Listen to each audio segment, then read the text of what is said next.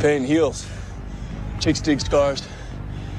Glory lasts forever. Paige Bueckers got her WNBA Participation Trophy Award. We all knew it was coming before she was even drafted and got into the league. Welcome back to the channel. Thank you so much for being here. Appreciate all your support. Hope you're having a fantastic day. Shout out to the 19. Hope you all don't have the allergies. I do, because they absolutely suck. But for those who don't know by now, Paige Bueckers is officially the Rookie of the Year. I think the voting was an absolute insane 70-2. Yes, Sonia Citron got 2 votes for Rookie of the Year, which is an absolute disgrace. And we are going to start off with this little reminder from Monica McNutty herself. Let's check out her words of wisdom about the Rookie of the Year. My Rookie of the Year is going to go based on the standings. Okay. Because I think that is how you have the opportunity to measure impact. My Rookie of the Year is going to go based on the standings, because that is how you measure impact. Now, keep in mind, Monica McNutty is an expert. Monica McNutty is on the air. Monica McNutty is the one talking basketball at halftime of these games. I believe, unless I'm having a brain freeze, Monica McNutty was on at halftime of the Fever Dream game last night, and she has made it very, very clear the Rookie of the Year goes to the player on the team that is higher in the standings. Well, Washington won 16 games. They went 16-28.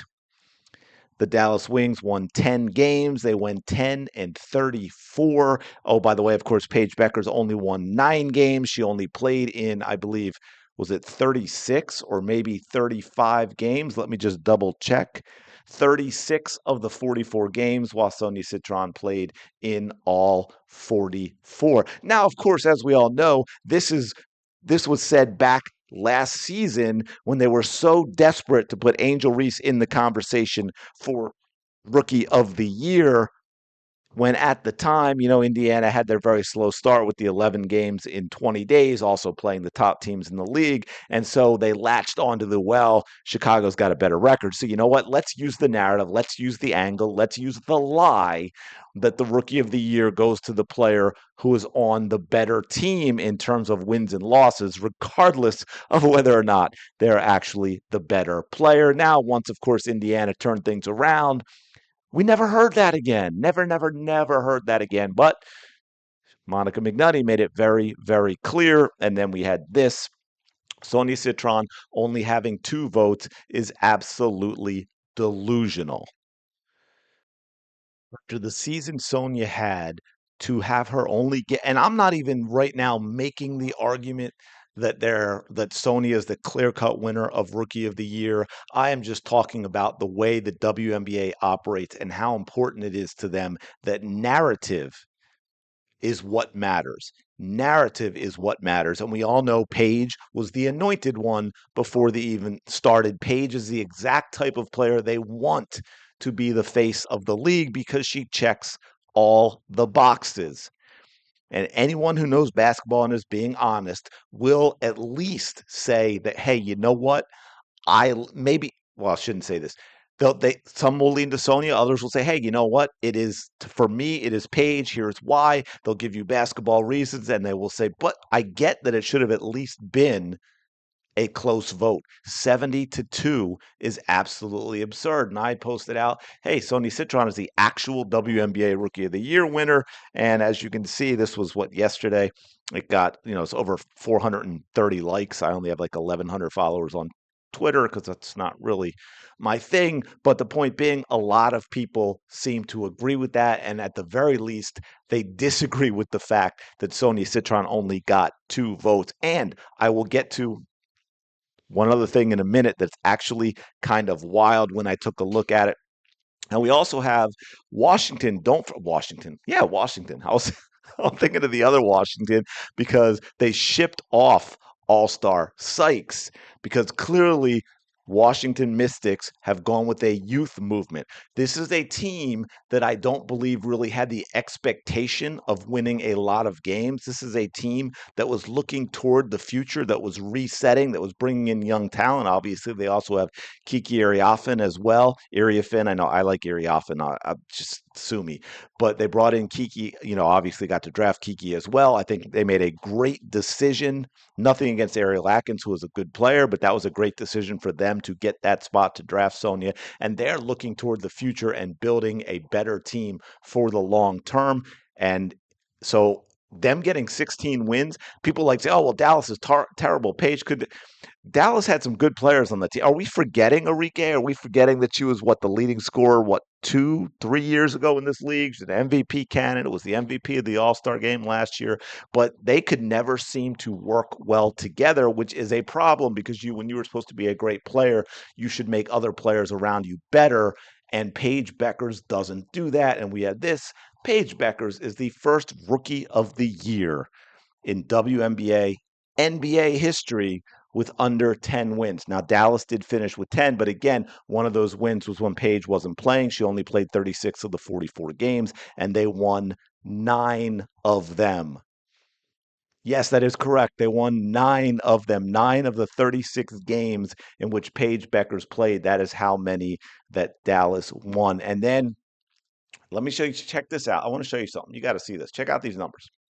So we have 44 games played. We've got a 47% field goal percentage, 44.5% from three, and that's taking over 4 per game, 4.1 threes per game. So this isn't a player who takes like 0.7 threes per game, right? 44.5% from three. That is absolutely wild. 55.6% is the effective field goal percentage, shooting 87.2% on free throws, 2.1 turnovers, 1.3 steals, 0.4 blocks, 4 rebounds per game, right? Miss efficiency. That's all we keep hearing about is how efficient Paige Bueckers is. She is the most efficient player to ever touch a basketball in the history of the sport since James Naismith got his peach baskets and hammered them up above. So his gym students, I believe, right, had something to do. And those are 44.5% from three from somebody who actually shoots a good number of threes is wild. Oh, but, by the way, in case you didn't notice it and didn't see that it has the WAS, those are Sonia Citron's numbers, folks. Paige Bueckers' numbers, 33.1% from three, only takes 3.3 of them. So Sonia shot more, had a much, much higher percentage. Also, by the way, gets guarded a lot tougher than Paige Bueckers does. Paige Bueckers' effective field goal percentage, 51.3. 51.3.